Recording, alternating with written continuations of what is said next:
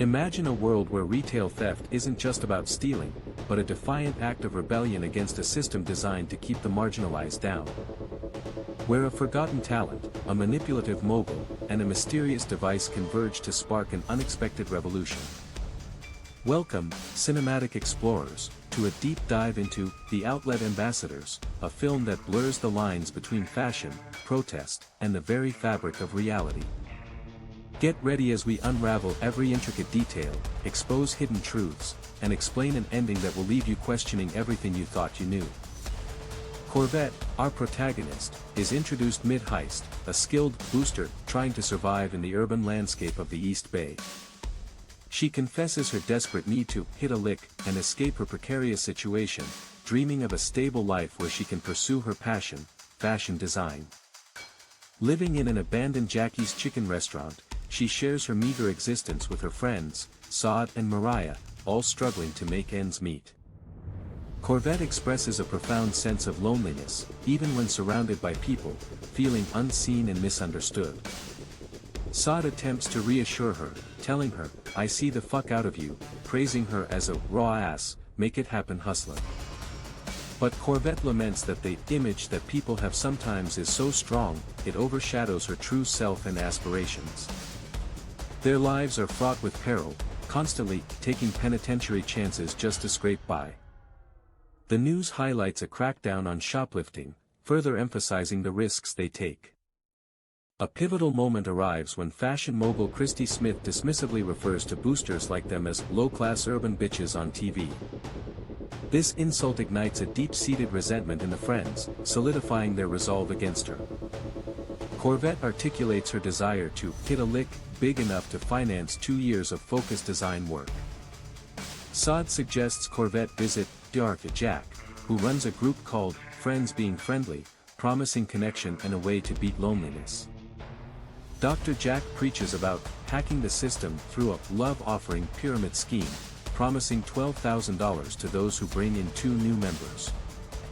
He frames it as community love, a way for people to rise from being unfit for this world to a place of abundance. Dr. Jack proudly claims to now live in the Acadian Tower condos thanks to this scheme, inspiring hope in the attendees. Corvette expresses skepticism about the scheme's viability, but Dr. Jack dismisses it as negative thinking. Later, the Velvet Gang, comprising Corvette, Saad, and Mariah, attempts a theft at a high-end store without their usual white girl accomplice, Stevie. Corvette reveals this trick of holding her breath to avoid suspicion, hinting at her unique abilities. Mariah observes how a store clerk treats a black woman like a regular black girl, highlighting racial biases in retail. She notes that these stores don't put value on light-skinned customers, showing an awareness of subtle discrimination. Corvette is shocked to learn that Christie Smith also lives in the Acadian Towers, a place associated with Dr. Jack's scheme. They uncover a secret advertisement for Christie's fall-winter line, revealing her design process. Christie explains her design philosophy: "This shit's fucking simple, taking shapes and lines to evoke feeling." A documentary segment reveals Christie's past as a child genius, a prodigy who developed a theory of anti-infinite numbers. She recounts designing Dietrich L'Enfant's famous lab coat line for Chanel, only to have it stolen and credited to him, a stark parallel to Corvette's own experience. Christie claims this betrayal led her to drop out of MIT, realizing reality was unchangeable, but perception could be altered through fashion. Later, Corvette, under the alias Corvassiracy, meets Christie Smith directly, pretending to be a heavy ship regional manager. Corvette, still using her alias, tells Christie, "I'm actually a designer," hoping to connect with her. Christie, dismissive and arrogant, cuts her off, saying, "It's not story time," asserting her superiority. At Metro Designers, the Velvet Gang confronts their manager, Grayson, about a mistake with the checks, realizing they're being charged for their uniforms. Grayson's convoluted explanation about synchronicity between light and memory doesn't mask the fact that they are charged us for our work clothes. Corvette applies for a job at Metro Designers and, despite her rebellious answer about wanting to take it all home, the interviewer tells her, "I think you're perfect for us." She then boldly asks, "Where do you guys keep the $100,000 suits?" piquing the interviewer's curiosity. Corvette discovers her design in Christie Smith's new line, realizing she stole a design from a contest. However, she admits, "I didn't send in my design," making the theft seem impossible until they consider other avenues like Instagram. Mariah immediately urges, "You got to get her back for that," reinforcing their collective mission. The plan escalates. They will get jobs with fake IDs and steal every single piece of clothing from Christie's store in one swoop. Corvette, with her flair for branding, calls their operation Triple F, Fashion Forward Philanthropy. Corvette is approached by a mysterious, charming man who introduces himself, claiming, "I do fashion, too." Christie Smith, oblivious to the Velvet Gang's machinations, rages about the boosters, seeing them as an interruption to her artistic vision. She reiterates her contempt for low-class urban bitches who take my shit and sell it out of car trunks, further fueling their revenge. A security review reveals a figure named Corvaciracy, but no one recognizes the name, ironically protecting Corvette's alias. The girls continue working at Metro Designers, observing customers and the daily grind, planning their big heist for Thursday when inventory is highest. Their goal is to inflict maximum loss on Christie Smith, making her feel this shit. Before their planned heist, Grayson texts them that they are all fired for abandoning your posts, preventing them from attending Christie's fall show. When their target store is hit before they can act, they encounter Jianhu, who explains the strange events. Jianhu carries what appears to be a magic bag, which he reveals is a teleporter from Qingdao, China. He explains that his family works for the Fuxin factory, making clothes for Metro Designers under horrific conditions. Jianhu and his cousin discovered that the factory owners stole the plans for a teleporter from the Chinese government. The workers suffer from silicosis due to sandblast denim, but Christie Smith refused their demands for safer conditions and higher pay, wanting to cut down my costs. Jianhu's mission is to make Christie Smith hurt by emptying Metro Designers stores and sending the clothes back to China, forcing her to concede. He muses on whether he is still the same Jianhu after teleporting or someone new, reflecting on the transformative nature of his mission. Corvette, impressed, tells Jianhu, "You're a raw-ass bitch," acknowledging her courage and defiance. Corvette proposes a daring new plan: jump through the teleporter with the device to transport clothes directly to China. An alliance forms, We Hate Christie Smith, and they agree to combine forces to empty all Metro Designers stores in the Bay Area. Their goals align: getting their hands on the clothes, pissing off Christie Smith, and make her concede to the demands of the Fuxin factory workers. An anonymous message is broadcast: "We are the vigilante committee acting on behalf of the Fuxin workers, claiming responsibility for the thefts." They declare, "Christie Smith, we have taken your clothes hostage," listing their demands: end sandblasting, 30% more pay, and shorter shifts. Christie Smith responds defiantly on a live broadcast, ordering a 30% speed up at the Qingdao plant, threatening to fire anyone who doesn't meet the quota. The charming man from earlier, who Corvette identifies as Cassandra, approaches them again. He claims, "I saved your asses," by erasing security videos of their previous hits, revealing his true motive to help them. Cassandra then has a seizure, and when the teleporter device is accidentally activated, it alters her dress. The friends realize the device is more than a teleporter, it's an automatic random fashion machine that changes clothing. Cassandra, recovered, explains the device is a situational accelerator operating on dialectical materialism, heightening contradictions. It has 3 modes: teleporter, situational accelerator, and deconstruction mode. When aimed at Mariah's parents, it deconstructs them into their thesis and antithesis, revealing them as 2 separate individuals, Marvin and Patty. Cassandra explains that deconstruction mode turns the subject into the opposing main forces that created it. When Christie's stolen designs are deconstructed, Corvette observes, "My cut is gone," as her work disappears, returning the effort to its creator. This leads to the realization that the device also acts as a time machine, reversing the physical state of objects or people to a prior point. Cassandra concludes with a cryptic remark, "Mullets push history forward," highlighting the device's unpredictable nature. The friends learn about a Bay Area-wide strike against metro designers being organized by other workers, seeking longer breaks and more money.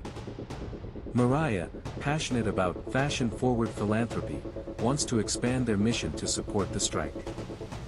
They discover Christie Smith bought the Happy Rustlers distributor, removing the candies from circulation as a bizarre act of philanthropy to help uneducated, urban young women.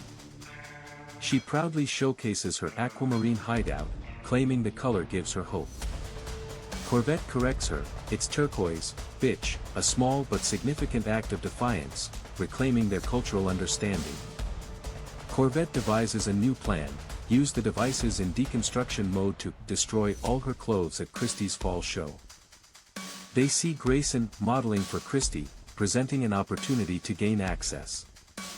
Cassandra confronts Corvette again, confessing, "I am a demon, who sucked the souls from people, and has existed for millennia." He reveals that if someone were to fall in love with me, he would turn human, no more sucking souls out of pussies. Corvette rejects him, stating, "I'm not there anymore," choosing her path over a potentially self-serving love. At Christie's fall show, she boasts about making art that reaches people and being democratic, but Corvette challenges, "I don't know about democratic." Corvette argues that people don't want to be the art. They want to be the artist, rejecting Christie's top-down vision. The Velvet Gang and Jinhu infiltrate the show, activating their devices. Chaos erupts as the devices deconstruct the clothes, exposing models and causing a scandal. They declare their actions are for the Fuxian workers, for fashion-forward philanthropy, and for low-class urban bitches. They target Christie's legendary $100,000 suits, realizing they are actually skin suits for the Forged Democracy think tank members. Dr. Jack is exposed as a member of Forged Democracy think tank, admitting, "No such thing as a single Dr. Jack," as they all take shifts. The Forged Democracy think tank reveals they had their skin surgically removed to wear the suits, using real-world avatars to change culture itself. They explain the device's true purpose, to manipulate perception and create demand for their policies, which heightens the contradiction in society. Saad tries to convince Corvette to take the money from selling the skin suits, but Corvette remains committed to revenge. Corvette confronts Saad about constantly being pigeonholed, declaring, "I'm changing all the time, and always having her back." A chase ensues, and Corvette uses her device to trap some of the think tank members, proclaiming, "You know if you kill us, Christie Smith wins, right?" During the chase, Corvette mockingly shouts at a security guard, "Bashan, you still a bitch." They manage to activate deconstruction mode, affecting the pursuing think tank agents. Corvette ensures Saad and Mariah escape with the remaining skin suits while she creates a diversion, telling them, "Don't worry. I got a escape hatch." Corvette confronts the remaining agents, holding up the skin suits and declaring, "I got your skin suits right here." News reports frame the ensuing workers' strike as agitators have gotten a small group to be disruptive, downplaying its impact. The workers, emboldened, chant, "Christie Smith sucks ass," demanding better conditions. Grayson, now aligned with the cause, tells Corvette, "I betrayed my employer and my career to connect with you," showing a shift in loyalty. Corvette, realizing we're all one side of the same contradiction, decides to accelerate the conflict by using the devices simultaneously. With all three devices synchronized, they amplify the contradiction at Christie's show, leading to an even more chaotic and widespread disruption. Corvette observes the striking workers, realizing they're creating a new pattern, a new form of collective art and resistance. The strike spreads globally, forcing Christie Smith to capitulate to some demands, including higher pay and an end to sandblasting. The movement leads to restructuring of economies and redistribution of resources, demonstrating the power of collective action. News reports surface about a skinless man claiming to be the real upstanding community member, whose skin suit was stolen by boosters. Jianhu joyfully reveals that his mother is 100% cancer-free, a direct result of the deconstructed clothes returning health to those who worked on them. He explains, the time spent working on them went back to her body, to before the cancer, revealing the full healing power of the device. Cassandra returns, reiterating, I feel that we are two lonely souls that are meant to connect, still hoping for a relationship with Corvette. Corvette rejects him again, humorously stating, I can't be with somebody that's not gonna go down on me, highlighting her growth and self-reliance. The movie concludes with a philosophical reflection on time as a spiral, where conflict pushes one to the next rung of the fucking spiral, creating similar but different experiences. The device, through thesis, antithesis, synthesis, allows one to skip rungs, accelerating conflict and evolution. And there you have it, the full, complex narrative of The Outlet Ambassadors. A story that challenges our perceptions of value, labor, and the power of collective defiance. What did you think of the ending? Did the Velvet Gang achieve true justice, or just a new rung on the spiral? Let us know your thoughts in the comments below. If you enjoyed this recap and explanation, please give it a like, share it with your friends, and subscribe for more in-depth movie analyses. Don't forget to hit that notification bell so you don't miss our next video. Until next time, keep exploring the magic of cinema.